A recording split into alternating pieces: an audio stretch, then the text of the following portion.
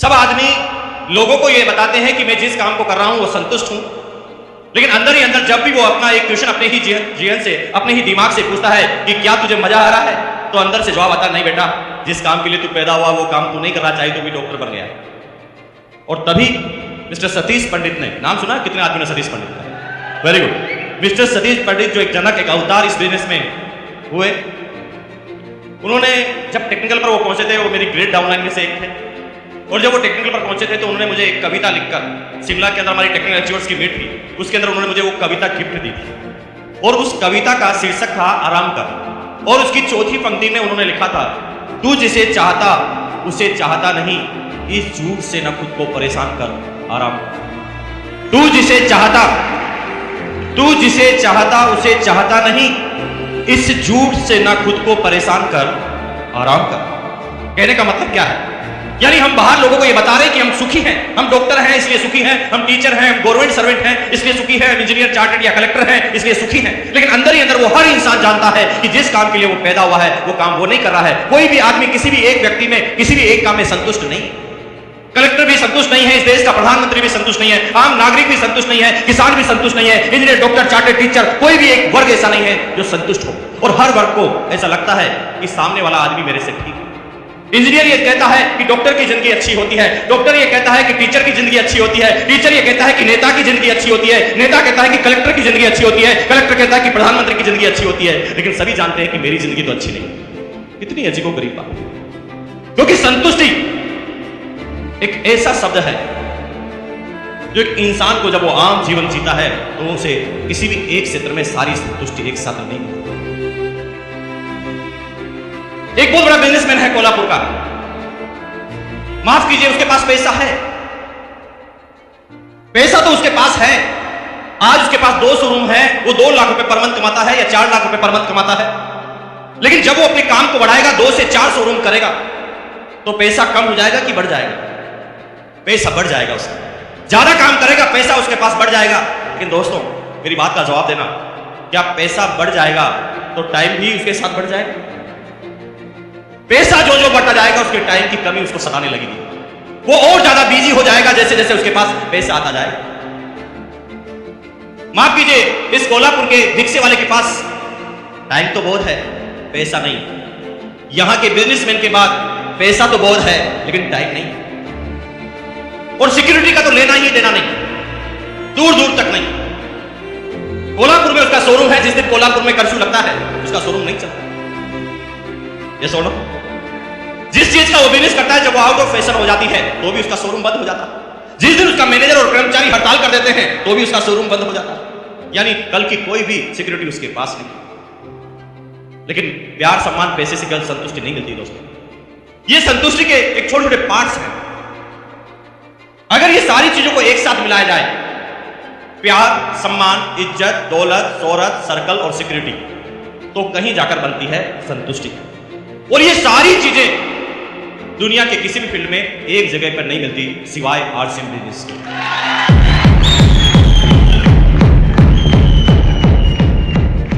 जब भी मैं कहीं किसी से पूछता था कि क्या हाल चाल है, कोई किसी का जवाब नहीं देता था।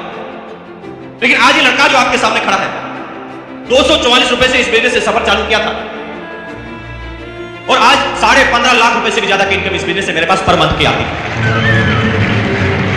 लेकिन बात पैसों की नहीं है। मैं जानता हूं पैसा तो कोल्हापुर के कितने ही सेठ हैं जो मेरे से ज्यादा कमाते हैं। 6.25 साल पहले इस लड़के को जब एक स्कूटर खरीदना था ना, तो 4 आदमी से 1500 रुपए उधार लेने पड़े। मैं क्यों बोल रहा हूं ये सारी बातें? क्या फर्क पड़ सकता है आपके जीवन पर? यस, मैं आज उसी की तरफ इशारा करने के लिए आया। माफ कीजिए, आपके कोल्हापुर में बहुत सारे व्यापारी होंगे जिनके पास जो पैसा मेरे पास आता है उससे कहीं गुना ज्यादा महीने का पैसा वो कमाते होंगे। आई नो वेरी वेल, मैं जानता हूं अच्छी तरह से। लेकिन उसके पास पैसा तो बहुत है, लेकिन क्या मेरी तरह उसके पास समय है? क्वेश्चन पूछना है कि उससे जाकर कि भैया मुकेश कोठारी 3 महीने के लिए स्विट्जरलैंड घूमने जा रहा है, क्या आप उसके साथ चलना पसंद करेंगे? वो कहेगा मरने की फुर्सत नहीं है, कौन से घूमने की बात कर रहे हैं? क्या अजीबोगरीब इत्तेफाक है। उसके पास पैसा तो बहुत है लेकिन टाइम उसके पास बिल्कुल नहीं। लेकिन मेरे पास पैसों के साथ साथ टाइम भी पैदा हुआ।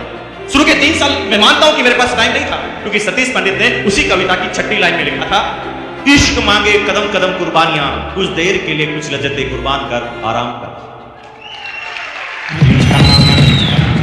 इश्क मांगे कदम कदम कुर्बानियां। इश्क मतलब जो भी नया काम आप कर रहे हैं, नया काम जो आप करने जा रहे हैं, जिसमें आप सफल होना चाहते हैं, जिसमें आप नंबर 1 जाना चाहते हैं, जहां पर भी आप नया काम करेंगे वहां पर आपको कुर्बानियां देनी पड़ेगी। बिना कुर्बानियों के आप नंबर 1 तक नहीं जा सकते। मुझे पता है कि शुरुआती 3 साल में जब ये बिजनेस हमने और हमारी अपलाइन चालू किया, मैं महीने में 25-25 दिन अपने घर से बाहर रहा करता था। सिर्फ एक मिशन, एक जज्बा, एक जुनून मेरे अंदर था। समझने वाले नहीं थे मैं समझाने के लिए, लेकिन फिर भी तैयार था। नहीं समझते थे लोग बात, लेकिन 3 साल तक लगातार पूरे हिंदुस्तान में दौड़ लगाई और फिर मेरे पास पैदा होना चालू हुआ समय। आज यहां का जो लाला है वो कहीं ज्यादा पैसा मेरे से कमाता होगा, लेकिन उसके पास 24 घंटे ही है, 24 आवर्स।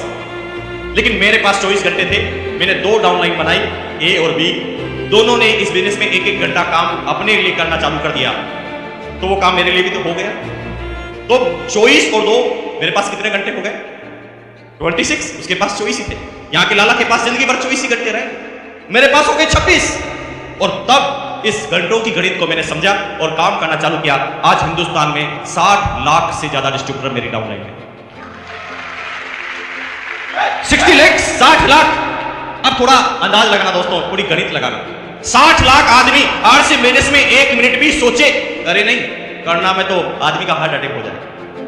मैं करने की बात नहीं कर रहा हूं, मैं काम की नहीं बात कर रहा हूं। अगर 60 लाख आदमी आरसी बिजनेस के बारे में एक दिन में 1 मिनट भी सोचे, तो मेरे पास एक दिन के 60 लाख मिनट है। क्या यहां के लाला के पास है? पूछना जाकर। नहीं है उसके पास। उसके पास टाइम की कमी है। जैसे जैसे वो अपने बिजनेस को बढ़ाता जाता है, टाइम उसके पास और कम होता जाता है। लेकिन मेरे पास उल्टा है। जो आरसी बिजनेस का टेक्निकल जो आगे बढ़ता जाता है, उसके पास टाइम भी और ज्यादा पैदा होता जाता है, टाइम भी और ज्यादा पैदा होता है। लेकिन माफ कीजिए, टाइम और पैसा तो एक स्मगलर के पास भी हो सकता है, एक तस्कर के पास भी हो सकता है। एक समय में वो बहुत सारा पैसा कमाकर फ्री हो जाए, लेकिन माफ कीजिए, तीसरी जो बड़ी चीज है वो है सिक्योरिटी। उस स्मगलर को बार बार ये चीज सताती है कि कल मेरे बच्चों का क्या होगा। ये सुनो, उसे ये चिंता सताती है कि कल क्या होगा। इस हिंदुस्तान का एक एक नेता, एक एक प्रधानमंत्री, हर लोग परेशान है कि कल क्या होगा। और कल के लिए, कल को सुरक्षित करने के लिए वो ढेर सारा पैसा इकट्ठा कर लेते हैं, फिर भी उसकी सिक्योरिटी उसे नसीब नहीं होती। जिस दिन कोल्हापुर में कर्फ्यू लगता है, जिस दिन कोल्हापुर में बाढ़ आती है, भगवान न करे ऐसा होगा नहीं, मैं जानता हूं, क्योंकि आरसीएम सिटी कोल्हापुर बन गई। लेकिन अगर जिस दिन ऐसा होता है तो माफ कीजिए, यहां पर किसी आदमी का बिजनेस नहीं चलेगा, लेकिन मेरा चलेगा, क्योंकि लोग बाग नमक खाना तो फिर भी नहीं छोड़ेंगे। वो किसी एक चीज का व्यापार करते हैं तो इसलिए हो सकता है कि उसके एक चीज की जिस दिन आउट ऑफ सप्लाई होगी, एक चीज जिस दिन आउट ऑफ फैशन होगा, तो हो सकता है उसका बिजनेस नहीं चलेगा, लेकिन मेरा चलेगा, क्योंकि मैं किसी एक चीज का व्यापारी हूं ही नहीं। कंपनी नमक बनाती है तो डिस्ट्रीब्यूटर हम और आप ही हैं। कंपनी नमकीन बनाती है तो भी डिस्ट्रीब्यूटर हम और आप ही हैं। कंपनी कपड़े बनाती है तो डिस्ट्रीब्यूटर आप और हम हैं। कंपनी इंश्योरेंस लेकर आती है तो डिस्ट्रीब्यूटर आप और हम हैं। क्योंकि एक बिजनेस तो चलता नहीं, एक आइटम के ऊपर तो हम बिजनेस नहीं कर रहे हैं ना। गुड मॉर्निंग से गुड नाइट 300 प्रोडक्ट है, इसलिए सिक्योरिटी ज्यादा है। कल क्या होने वाला है, क्योंकि मैं किसी एक आदमी पर डिपेंड नहीं। हो सकता है इस सिटी का लाला जो है बहुत सारे पैसा कमाता है, बहुत बड़ी फैक्ट्री उसके पास है, लेकिन जिस दिन सारे मजदूर हड़ताल कर देंगे, क्या उसकी फैक्ट्री चलेगी? लेकिन मेरी फैक्ट्री में तो कोई मजदूर होता ही नहीं दोस्त। यहां पर तो सारे के सारे सेठ होते हैं, और सेठ अपने काम को बंद करना पसंद नहीं करते। हेलो, टाइम हो गया, पैसा हो गया, सिक्योरिटी हो गया, लेकिन टाइम, पैसे और सिक्योरिटी से क्या संतुष्टि मिल जाएगी? ना, नहीं मिल सकती। टाइम, पैसा और सिक्योरिटी के बाद अगर संतुष्टि मिलती तो टाटा बिरला को संतुष्ट हो जाना चाहिए, बिल गेट्स को भी संतुष्ट हो जाना चाहिए ना? नहीं है वो संतुष्ट, क्योंकि उसके बाद सबसे बड़ी भूख होती है, वो होती सम्मान। मैं एक क्वेश्चन आपसे पूछता हूं, आप इस बिजनेस में आएंगे पैसों के लिए? ये सुनो, पैसों के लिए इस बिजनेस में आएंगे। एक दिन ऐसा होगा कि आपके पास बहुत बड़ा पैसा आ जाएगा, एक दिन आपके सारे अकाउंट, आपके सारे नौकर ज्वेलरी से और पैसों से भर जाएंगे, आपकी शादी हो जाएगी, आपके बच्चे भी अच्छे एजुकेशन लेने लगेंगे, आपके पास एक लग्जरी कार भी आ जाएगी, एक बहुत बड़ा बंगला भी, एक बहुत बड़ा मकान, एक बहुत बड़ा महल भी आप खड़ा कर लेंगे। और उसके बाद फिर क्या करेंगे? क्या सोचा है? फिर यहां पर टाइफिस हो जाता है। तो फिर ये सारी चीज तो आज भी है ना टाटा बिरला के पास, तो फिर वो संतुष्ट क्यों नहीं? क्योंकि दोस्त, इन सारी चीजों के पास जिस चीज की जरूरत पड़ती है वो होती है सम्मान की, वो होता है इज्जत। फिर उन आदमियों को यह महसूस होता है कि नहीं, समाज में मेरा नाम होना चाहिए, नंबर 1 पर जाना चाहूंगा, लोग मेरी इज्जत करना चाहिए, मैं जिस भी मोहल्ले से निकलूं लोग ये इशारा करना चाहिए कि वो सेठ जा रहा है। ये सुनो, और इसलिए वो सारे टाटा बिरलाओं ने बहुत पैसा कमाने के बाद भी जब सारी संतुष्टि नहीं मिली तो उन्होंने अपना पैसा मंदिर और मस्जिद बनाने में खर्च करना चालू कर दिया। बिरला मंदिर, बिरला जी को थोड़ी बिठाया मंदिर में, वो तो भगवान का मंदिर था, वो तो भगवान का मंदिर था, लेकिन मंदिर का नाम रखा बिरला मंदिर। फिर भी बिरला जी को संतुष्टि नहीं, उन्होंने मंदिर पे नाम पर पैसा खर्च करना चालू किया ताकि उनका सम्मान हो। लेकिन कल सम्मान, अगर टाइम मनी सिक्योरिटी के साथ सम्मान आए ना तो भी संतुष्टि नहीं मिलती दोस्तों। उसके बाद आदमी को चाहिए प्यार, रिलेशंस। आदमी चाहता है कि मेरे पास जब सब कुछ हो तो लोग मेरे से प्यार करें। मान लीजिए आपको मैं चारों चीजें देता हूं, लेकिन सब लोग अगर आपसे नफरत करने लग जाए तो चलेगा? नहीं चलेगा, क्योंकि इंसान को फिर जरूरत होती है इन सारी चीजों के बाद प्यार करें मेरे से लोग बात। माफ कीजिए, इस कोल्हापुर के लाला के पास ये है क्या? अरे लाला लाखों कमा रहा है इस कोल्हापुर का, फिर भी गालियों पे गालियां खाता जा रहा है। लेकिन क्या है इस बिजनेस में? जो 8 सिम का चेक जब 500 का आता है तो भी लोग तालियां बजाते हैं, तालियां खींच खींच कर मार रहे हैं 500 के चेक।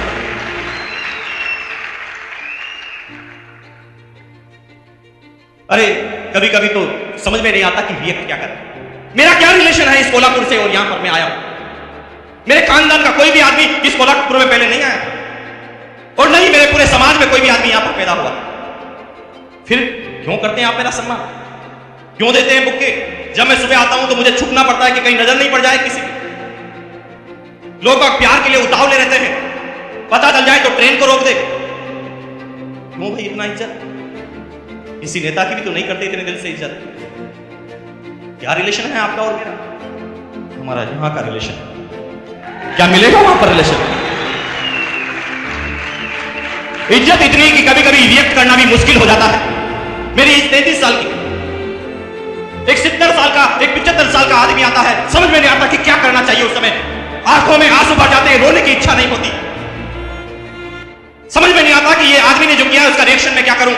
75-80 साल का आदमी मेरे पैरों में जाकर गिर जाता है, समझ में नहीं आता कि मेरे दादाजी के बराबर आदमी मेरे पैरों में जाकर गिरा है, क्या करना चाहिए मुझे?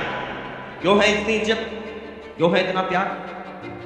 लेकिन दोस्त, इज्जत प्यार भी हो जाए फिर भी संतुष्टि नहीं, क्योंकि फिर आदमी को चाहिए सर्कल।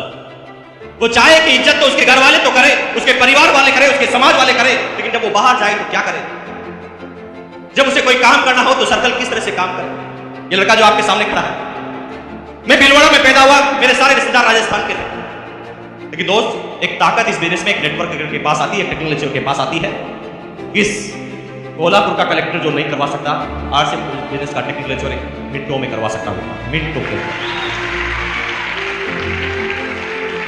मैं अगर राव साहब या भरत सावंत साहब आपसे पूछता हूं कि अगर मैं कोई काम आपको बताऊं तो क्या आप मेरे काम को करने के लिए मना कर सकते हैं? क्यों? वो इसलिए क्योंकि यहां से जुड़ा हुआ मामला। हेलो, अब क्योंकि वो काम मेरा पहला प्रेफरेंस से करेंगे, चाहे वो रात की 2 क्यों ना बजी हो, लेकिन वो इसलिए क्योंकि रात को 2 बजे मैं भी उनके लिए तैयार हूं। अब एक आदमी राजस्थान में रहता है, उसका सर्कल कहां कहां है? एक छोटा सा एग्जांपल बताता हूं दोस्तों, वहां पर पैसा काम नहीं आता। आप समझना इस बात को, अगर अभी भी आप समझ पाए तो पूरी जिंदगी आपकी चेंज हो सकती है। आज के 4 साल पहले की, 3 साल पहले की बात है। मेरे एक दोस्त थे मिस्टर अरुण, जो भीलवाड़ा के रहने वाले थे, करोड़पति खानदान से बिलोंग करते थे। एक दिन कार में उनकी माताजी और पिताजी कहीं जा रहे थे, एक एक्सीडेंट हुआ। इतना तेज एक्सीडेंट हुआ कि बाहर तो स्क्रैच कमाए, लेकिन अंदर की चोटें बहुत आई। और इतनी तेज एक्सीडेंट हुआ कि यहाँ जो फेफड़ा था उस फेफड़ों के अंदर पानी भर गया, मदर के। भीलवाड़ा में बहुत ज्यादा मेडिकल की फैसिलिटी अच्छी नहीं होने की वजह से डॉक्टर को बताया गया। डॉक्टर ने ऊपर जहां पर भी खरोचे आई वहां पर इलाज किया, लेकिन पूरे शरीर का चेकअप नहीं किया।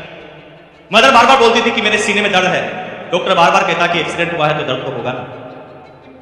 15 दिन तक भी दर्द जारी रहा। जब डॉक्टर को बात समझ में आई तो उन्होंने रेफर किया, पड़ोस का एक जगह है, डिस्ट्रिक्ट है उदयपुर, नाम सुना? उदयपुर में रेफर किया, वहां पर मेडिकल थोड़ी इंप्रूव है। तो वहां के डॉक्टर ने जब चेकअप किया तो इमीडिएट बताया चेकअप के बाद कि आपके फेफड़ों में पानी भर चुका है और इसको भरे हुए 15 दिन हो चुके हैं। अगर ये 4 दिन में ऑपरेशन नहीं होता है तो हम नहीं बचा पाएंगे। तो उसके फादर पैसे वाले थे, उन्होंने कहा ओके, कितना पैसा फेंकना है, मैं फेंकने के लिए तैयार हूं, आप ऑपरेशन कीजिए। उन्होंने कहा नहीं दोस्त, हमारे इंडिया में ये टेक्नोलॉजी उपलब्ध नहीं है।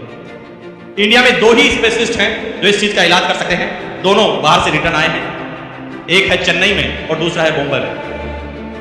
दोनों डॉक्टरों से फटाफट एड्रेस लिया और दोनों डॉक्टरों से जब फटाफट संपर्क करने की कोशिश की, अपॉइंटमेंट लेने की कोशिश की, तो पता चला कि वो बहुत बिजी डॉक्टर हैं, कोई भी अर्जेंट पेशेंट को नहीं लेते।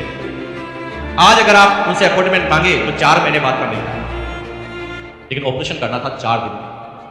मेरे दोस्त के फादर इतने पैसे वाले थे कि वो उस एक ऑपरेशन पर 1 करोड़ रुपए भी खर्च कर सकते थे, लेकिन उनका पैसा अब काम नहीं आ रहा था। वो लाचार थे, पैसा उनके पास बहुत सारा था, लेकिन अब काम नहीं हो पा रहा था। उस समय मेरा जाना वहां पर हुआ। मेरे पास कोई इलाज नहीं था, लेकिन जब मुझे पूरी बात उन्होंने बताई तो मैं भी परेशान हो गया कि क्या करना चाहिए, इसका क्या इलाज है। तो मेरे दिमाग में अचानक थोड़ा सा काम करना चालू किया। मैं कंपनी में गया, आरसीमिनिस जो कि भिलवाड़ा की कंपनी है, मैं कंपनी में गया। मैंने वहां के क्लर्क को एक आइडिया दिया। मैंने कहा भैया मेरी डाउनलाइन में जितने भी आदमियों के नाम के आगे DR लिखा हुआ है, डॉक्टर लिखा हुआ है, उसकी एक लिस्ट चाहिए। उन्होंने फटाफट एक प्रोग्राम लिखा, इंटर दबाया और सारे डॉक्टरों की लिस्ट मेरे सामने आ गई। मैंने कहा ये बात में मैं एक्सपर्ट नहीं हूं, मैं कोई राय नहीं दे सकता, हो सकता है कोई डॉक्टर मुझे इस बात की राय दे पाए। पहले ही नंबर पर आया डॉक्टर दवे, हिम्मतनगर, गुजरात। उनका नाम सुनते ही मैं समझ गया उस आदमी को मैं जानता था। मैंने फटाफट डॉक्टर दवे को फोन लगाया। फोन लगाकर जब मैंने पूरी हिस्ट्री बताई, और हिस्ट्री बताने के बाद मैंने चेन्नई के जो डॉक्टर थे, उनका नाम मुझे अब ठीक से याद नहीं है, मैंने उनका नाम बताया। उन्होंने आश्चर्य से कहा वापस बोलना, क्या नाम बताया।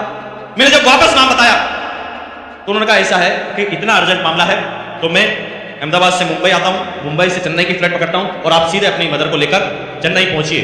मैंने कहा डॉक्टर साहब इतने कॉन्फिडेंस से आप कैसे बोल सकते हैं, हम 10 बार बात कर चुके हैं, वो डॉक्टर बात करने तक के लिए तैयार नहीं होता, 4 महीने बाद की वो डेट देता है, वो कहता है कि अर्जेंट पेशेंट में लेता ही नहीं, आप इतना कॉन्फिडेंस से कैसे कहते हैं।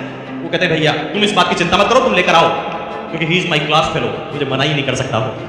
यहां पर नहीं हो रहा था पैसों से काम, माफ कीजिए किसके पास पैसा है जो इसको काम को करवा पाए। एक इंसान को सच्ची संतुष्टि जब मिलती है जब ये सारी चीजें एक साथ एक फील्ड में अवेलेबल हो। माफ कीजिए इस दुनिया में कभी कोई ऐसा फील्ड पैदा नहीं हुआ जो प्यार, सम्मान, इज्जत, दौलत, शोहरत, सिक्योरिटी और सर्कल सारी चीजें एक साथ आकर दे, वो सिर्फ मिलती है आरसीएम के टेक्निकल अचीवर को। वो सिर्फ एक व्यक्ति को मिलती है जो आरसीएम के टेक्निकल अचीवर को मिलती है, और इसीलिए जब उसे कहा जाता है कि क्या हाल चाल है आपके, तो कहता जकास, बिंदास, मजा आ रहा है। नहीं बोल पाता एक आम आदमी मजा आ रहा है, लेकिन आम आदमी से हटकर एक टेक्निकल अचीवर बनता है जब उसे कहता है कि मजा आ रहा है। मैं आज आपसे क्या बात करूं, किस विषय पर बात करूं। मेरी आज सही मायनों में कहें दोस्तों मेरी कोई तैयारी नहीं है। आप ही बता सकते हैं तो बता दीजिए कि किस विषय में बात कर लें। जिस विषय में कहोगे उसी विषय में चल पड़ेंगे दोस्तों। आपके जो भी विषय जिंदगी के छूटे हुए बता दो आज मुझे, क्योंकि आज मैं बड़ा खुश हूं, और जो भी बात करेंगे ना वो यहां से करेंगे। अभी कुछ आदमी कहते हैं यार अभी आ गए हो, अब कुछ बता ही दो, हिंट दे दो ताकि भी समझ आए। आप सब लोग चाह रहे हैं कि थोड़ा आरसीएम के बारे में बता दो, और हमारे सामने जो हमारे साथ जो आदमी आए वो समझ जाए और आपके डिस्ट्रीब्यूटर बन जाए। ये तो चाहते हैं, हम बात करते हैं इसके, लेकिन आप चाहते जो है वो गलत चाहते हैं, वो सही नहीं चाहते। एक आदमी हंसी मुझे तब आती है जब 6.25 साल से जब लगातार वो इस बिजनेस को चलते हुए देखता है, फिर भी कहता है कि थोड़ा हमें समझा दो। क्या समझाया? अरे समझाना उस दिन पड़ता था जब 4 आदमी भी सेमिनार में नहीं आते थे, इस पूरे बिजनेस में 4 डिस्ट्रीब्यूटर भी नहीं थे। अभी हिंदुस्तान में न तो कोई स्टेडियम है और हिंदुस्तान में नई कैसा एडिटोरियम है जहां पर आरसीएम की सेमिनार एक बार में की जा सके। एक डिस्ट्रीब्यूटर से कहानी चालू हुई, 60 लाख डिस्ट्रीब्यूटर तक ये कहानी पहुंच गई, फिर भी आप कहते हैं कि थोड़ा समझा दो, अभी समझ में नहीं आ रहा। अरे समझाना उस समय पड़ता था ना जब आरसीएम का एक पेन पीस आता था किट के अंदर, उस समय समझाना पड़ता था कि बिजनेस क्या है। आज गुड मॉर्निंग से गुड नाइट 300 से ज्यादा प्रोडक्ट है आपके पास, फिर भी आप कहते हैं कि थोड़ा क्या समझाऊं आपको। अरे समझाना उस समय पड़ता था जब गुजरात में डिस्ट्रीब्यूटर बनाना था तो भिलवाड़ा से किट लेकर आनी पड़ती थी, क्योंकि पूरे हिंदुस्तान में आरसीएम का एक ही शोरूम राजस्थान में होता था। अब एक से कहानी चालू हुई, आज हिंदुस्तान में 10,000 हो गए, फिर भी आप कहते थोड़ा तो समझा दो। आई गए हैं तो समझा,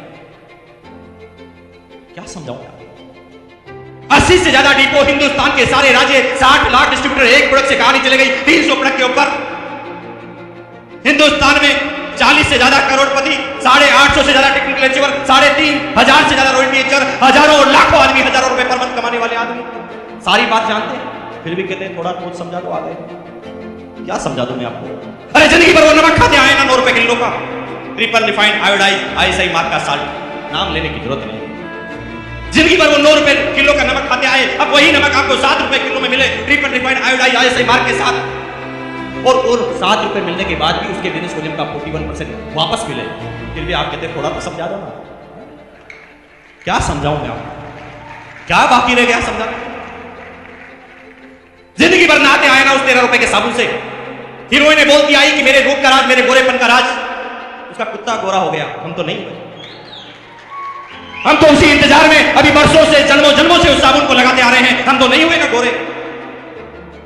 जिंदगी भर लौटते हुए आ गए वो आदमी आपको, अब वही साबुन 70% डीफ्रॉम में 100 ग्राम में, पहले आप 13 रुपए का जिंदगी भर खरीदते आए, अब वही साबुन आपको 8.5 रुपए में मिले, और उसके बाद उसके बिजनेस वॉल्यूम का भी 41% वापस मिले, और आप कहते हैं थोड़ा सा समझा दो। अब आए गए तो थोड़ा तो हिंट दे दो।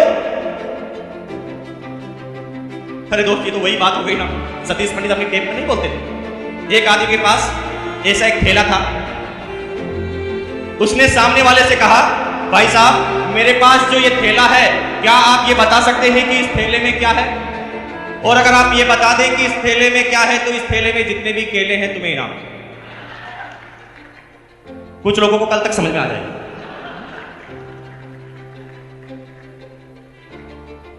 क्या आप बता सकते हैं दोस्त, मेरे पास जो ये ठेला है, इस ठेले में क्या है? और अगर आप ये बता दें कि इस ठेले में क्या है, तो इस ठेले में जितने भी केले हैं तुम्हें इनाम। और अगर तुम ये बता दो कि केले कितने हैं, तो 12 के 12 इनाम।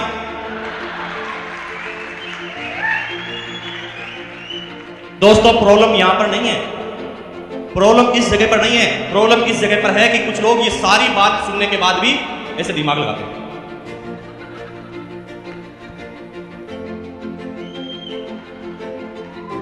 दिमाग लगाकर कहते हैं भैया थोड़ा बहुत समझ में आ रहा, लेकिन हिंट दे दो। इसे कहते हैं गई भैंस पानी में। क्या हिंट देते हैं आपको? सारी बात बताने के बाद भी कहते हैं आप हिंट दे दो। मेरी बात को अच्छी तरह समझ आना दोस्तों। अगर 2000 में मैंने इस बिजनेस को चालू किया, 2001 में झालावाड़ राजस्थान के एक सेमिनार में मेरी टेप रिकॉर्ड की गई। उस टेप का नाम था मेहनत रंग लाई। अभी वो टेप मार्केट में अवेलेबल नहीं है, क्योंकि उस समय मैं ढंग से बोलना भी नहीं आता, लेकिन जो शुरुआती डिस्ट्रीब्यूटर हैं सब लोगों ने उस टेप को सुना होगा, और वो 2000 की टेप अभी भी अवेलेबल है कंपनी के रिकॉर्ड में, और मेरे पास भी उसकी कॉपी। उस टेप में 2001 में जब कंपनी का एक प्रोडक्ट था शूटिंग, उस समय बोला था कि भैया समझ जाओ, हिंट देता हूं तुम्हें, ये बिजनेस कपड़े का नहीं है, गलतफहमी में मत रहना कि कपड़े का बिजनेस है, ये बिजनेस जीवन है, जीवन बनाने का बिजनेस है। कल तुम अगर लगे रहोगे, कंपनी प्रोडक्ट लेती आएगी, जब आगे से आगे ये प्रोडक्ट बढ़ेंगे, तुम्हारी डाउनलाइन जब आसाम में भी जाएगी, और आसाम में भी डाउनलाइन जब सुबह उठकर भगवान के सामने जाएगी और अगरबत्ती निकाल कर बोलेगी ओम जय जगदीश हरे, तो आपके घर में आएंगे हरे हरे हरे हरे हरे हरे हरे हरे हरे हरे। लेकिन 2001 में उन साथियों ने इस बात को नहीं सुना, लेकिन जिनने भी सुना वो सारे के सारे आज मूवी और स्टार भी हैं।